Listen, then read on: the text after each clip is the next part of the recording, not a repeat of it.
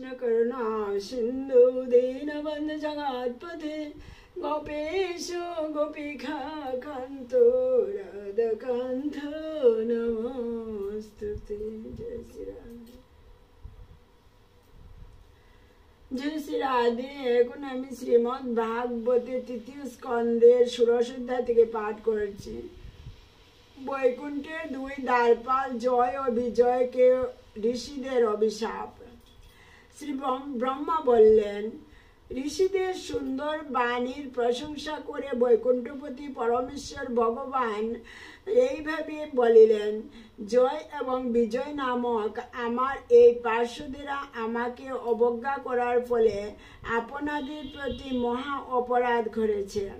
হে মহর্ষিগণ, আপনারা আমার প্রতি অনুরক্ত, তাই আপনারা যে তাদের দণ্ডদান করেছেন তা আমি অনুমোদন করলাম। আমার কাছে ব্রাহ্মণেরাই হচ্ছে সর্বোচ্চ এবং সর্বাধিক প্রিয়। আমার পরিচারকেরা যে অশ্রদ্ধা প্রদর্শন করছে তা আমারই দ্বারা করা হয়েছে, কেননা এই দ্বারপালেরা আমারই পরিচারক। আমি মনে করি যে এই অপরাধ আমি করেছি। তাই এই ঘটনার জন্য আমি আপনাদের কাছে ক্ষমা ভিক্ষা করি। বৃত্ত যদি কোনো অপরাধ করে তাহলে জনসাধারণ সেই জন্য প্রভুকে দোষ দেয়। ঠিক যেমন শরীরের কোনো অঙ্গে সেহাত পুষ্ট হলে তার ফলে সমগ্র শরীর দূষিত হয়ে যায়, নিখিল বিশ্বের যে কোনো ব্যক্তি এমনকি কুকুরের মাংস রন্ধন করে ভোজন করে যে চণ্ডাল, সেও আমার নাম রূপ ইত্যাদির মহিমা শ্রবণের দ্বারা অবগাহন করার ফলে তৎক্ষণাৎ পবিত্র হয়। আপনারা নিঃসন্দেহে আমাকে উপলব্ধি করেছেন, সুতরাং আমার নিজের বাহু যদি আপনাদের প্রতি প্রতিকূল আচরণ করে তাহলে তাকেও ছেদন করতে আমি ইতস্তত করব না। জয় রাধে। ভগবান আরো বললেন, যেহেতু আমি আমার ভক্তদের সেবক, তাই আমার চরণ কমল এতই পবিত্র হয়ে গেছে যে তারা তৎক্ষণাৎ সমস্ত পাপ মোচন করে, এবং আমি এমন স্বভাব অর্জন করেছি যে লক্ষ্মী দেবী আমাকে ছেড়ে যান না, যদিও তার প্রতি আমার কোনো আসক্তি নেই, এবং অন্যেরা তার সৌন্দর্যের প্রশংসা করে এবং তার কৃপালেশ লাভ করার জন্য পবিত্র ব্রত অনুষ্ঠান করে।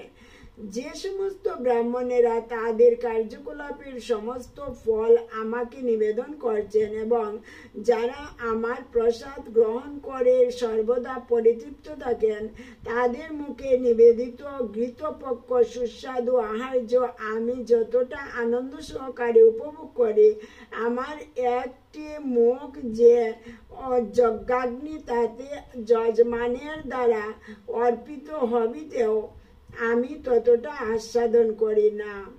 আমি আমার অপ্রতিহতা অন্তরঙ্গা শক্তির ঈশ্বর এবং আমার পাদোদক গঙ্গা ত্রিভুবনকে পবিত্র করে, এবং শশীশেখর মহাদেব তার মস্তকে তা ধারণ করে পবিত্র হন। যদি আমি বৈষ্ণবীর চরণ রজ আমার মস্তকে ধারণ করতে পারি, তাহলে এমন কে আছে যে তা অস্বীকার করবে? ব্রাহ্মণ, গাভী এবং রক্ষকহীন প্রাণীরা আমার শরীর। পাপের ফলে যাদের বিচার বুদ্ধি নষ্ট হয়ে গেছে তারা এদেরকে আমার থেকে ভিন্ন বলে মনে করে। তারা ঠিক ক্রুদ্ধ সর্পের মতো, এবং পাপীদের দণ্ডদাতা যমরাজের শকুনি সদৃশ দূতেরা ক্রুদ্ধ হয়ে তাদের চঞ্চুর দ্বারা তাদেরকে ছিন্ন ভিন্ন করে। পক্ষান্তরে ব্রাহ্মণেরা কর্কশ বাক্যে ব্রাহ্মণেরা কর্কশ বাক্য প্রয়োগ করলেও যারা অন্তরে আনন্দিত এবং ব্রাহ্মণদের প্রতি শ্রদ্ধাপরায়ণ থাকেন এবং যাদের মুখমণ্ডল অমৃতের মতো স্মিত হাসিতে উজ্জ্বল, তারা আমার হৃদয়ে বশীভূত করছেন। তারা ব্রাহ্মণদের আমার স্বরূপ বলে মনে করেন এবং প্রেমপূর্ণ বাক্যের দ্বারা তাদের প্রশংসা করে শান্ত করেন, ঠিক যেভাবে পুত্র তার ক্রুদ্ধ পিতাকে শান্ত করে, অথবা যেভাবে আমি তোমাদের শান্ত করছি। আমার এই সেবকেরা তাদের প্রভুর অভিপ্রায় না জেনে আপনাদের বিরুদ্ধে অপরাধ করেছে। তাই যদি আপনারা এই আদেশ দেন যে তারা যেন তাদের অপরাধের ফল ভোগ করে শীঘ্রই আমার কাছে ফিরে আসে এবং আমার দাম থেকে তাদের নির্বাসনের কাল অচিরে অতিবাহিত হয়, তাহলে তা আমার প্রতি আপনাদের অনুগ্রহ বলে আমি মনে করব। ব্রহ্মা বলতে লাগলেন, ঋষিগণ যদিও ক্রোধ রূপ সর্পের দ্বারা দংশিত হয়েছিলেন, তবুও বৈদিক মন্ত্রের প্রবাহের মতো ভগবানের মধুরোজ্জ্বল বাক্য শ্রবণ করে তারা তৃপ্ত হতে পারেননি। ঋষিগণ কর্ণ প্রসারণ করে মনোনিবেশ সহকারে ভগবানের অপূর্ব বাণী শ্রবণ করা সত্ত্বেও মহত্বপূর্ণ অভিপ্রায় এবং গভীর বৈশিষ্ট্য সমন্বিত সেই বাণীর মর্ম হৃদয়ঙ্গম করা তাদের কাছে কঠিন হয়েছিল। তারা বুঝতে পারেননি ভগবান কি করতে চেয়েছিলেন। তবুও ভগবানের দর্শন লাভ করে চারজন ব্রহ্মর্ষি অত্যন্ত আনন্দিত হয়েছিলেন এবং তাদের সারা শরীর রোমাঞ্চিত হয়েছিল। তখন যিনি তার অন্তরঙ্গ শক্তি যোগমায়ার দ্বারা তার কীর্তিমালা তাদের কাছে প্রকাশ করেছিলেন, সেই পরমেশ্বর ভগবানের উদ্দেশ্যে তারা কৃতাঞ্জলি পুটে বলেছিলেন, হে পরমেশ্বর ভগবান, আপনার অভিপ্রায় বুঝতে আমরা অক্ষম। কেননা যদিও আপনি সকলের পরম অধীশ্বর, তবুও আপনি অনুগ্রহ করে আমাদের এই কথাগুলি বলেছেন যেন আমরা আপনার কোনো উপকার করেছি। হে প্রভু, আপনি ব্রহ্মণ্য সংস্কৃতির পরম পরিচালক। নিজে আচরণ করে অন্যদের শিক্ষা দেওয়ার জন্য আপনি ব্রাহ্মণদের সর্বোচ্চ পদ দান করেছেন। প্রকৃতপক্ষে আপনি কেবল দেবতাদেরই পরম পূজ্য নন, আপনি ব্রাহ্মণদেরও পরম উপাস্য। আপনি সমস্ত জীবের শাশ্বত ধর্মের উৎস এবং আপনার ভগবৎ স্বরূপে বহু রূপে প্রকাশিত হয়ে আপনি সর্বদা ধর্মকে রক্ষা করছেন। আপনি ধর্ম তত্ত্বের পরম উদ্দেশ্য এবং আমাদের মতে আপনি নিত্য অব্যয় ও নির্বিকার। পরমেশ্বর ভগবানের কৃপায় যোগী এবং পরমার্থবাদীগণ সমস্ত জড় কামনা বাসনার নিবৃত্তি সাধন করে অজ্ঞানাচ্ছন্ন ভবসাগর পার হন। তাই পরমেশ্বর ভগবানকে অনুগ্রহ করা অন্য কারো পক্ষে সম্ভব নয়। যে লক্ষ্মী দেবীর পদধূলি অন্য সকলে তাদের মস্তকে ধারণ করেন, সেই লক্ষ্মী দেবী আপনার দাসীর মতো আপনার আদেশের অপেক্ষা করেন।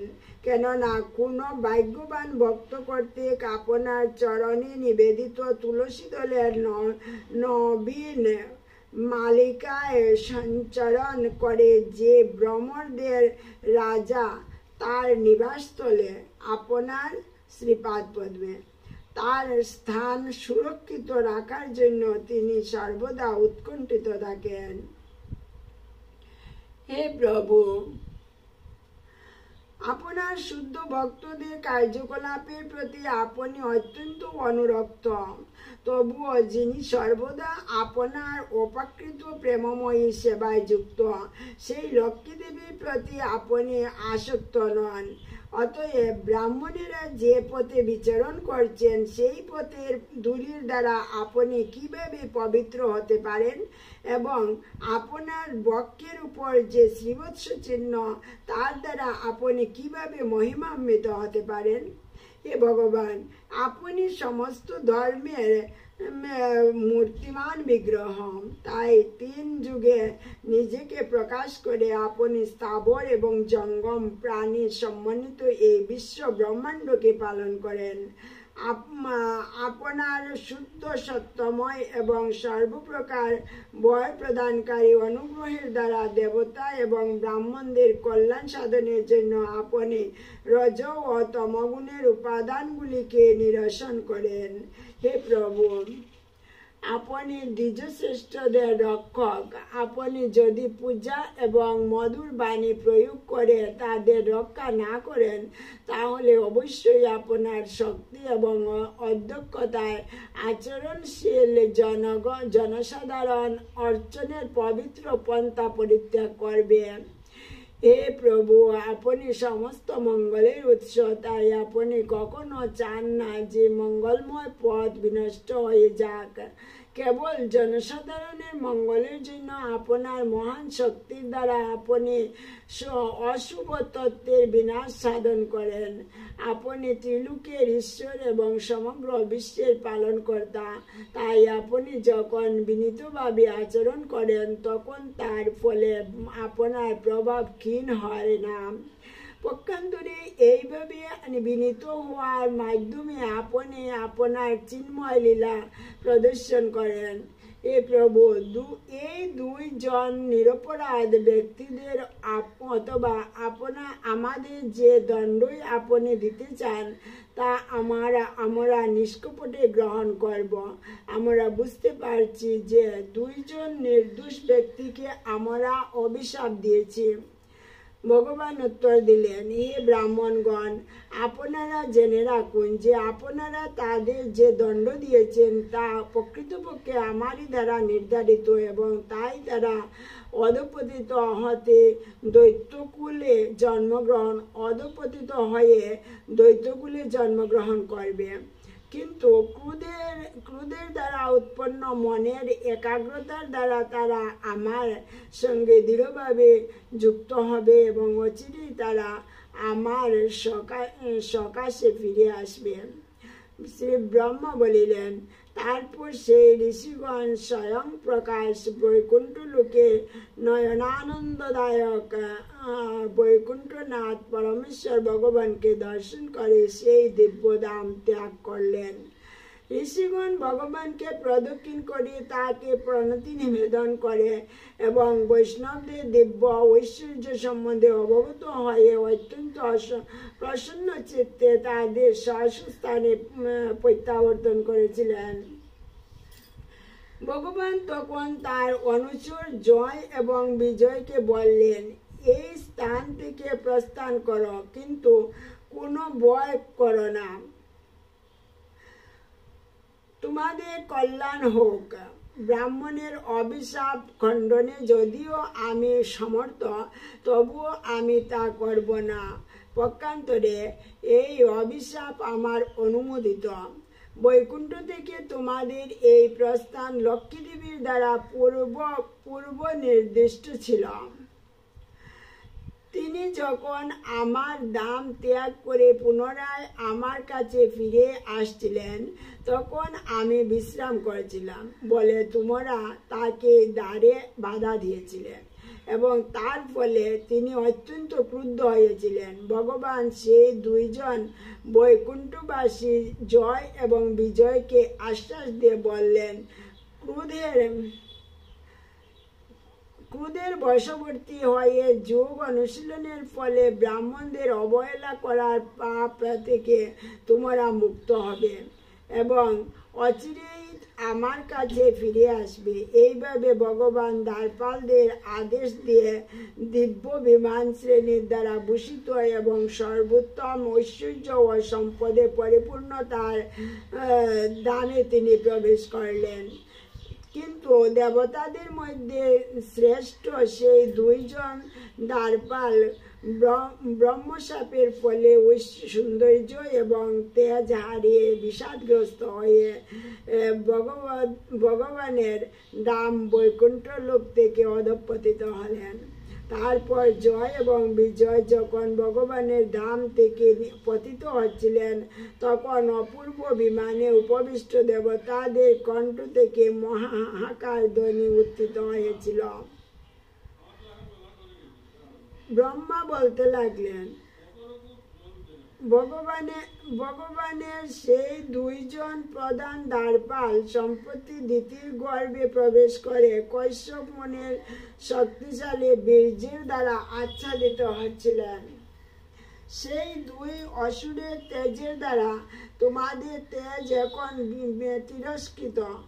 তিরস্কৃত হওয়ার ফলে তোমরা বিচলিত হয়েছ।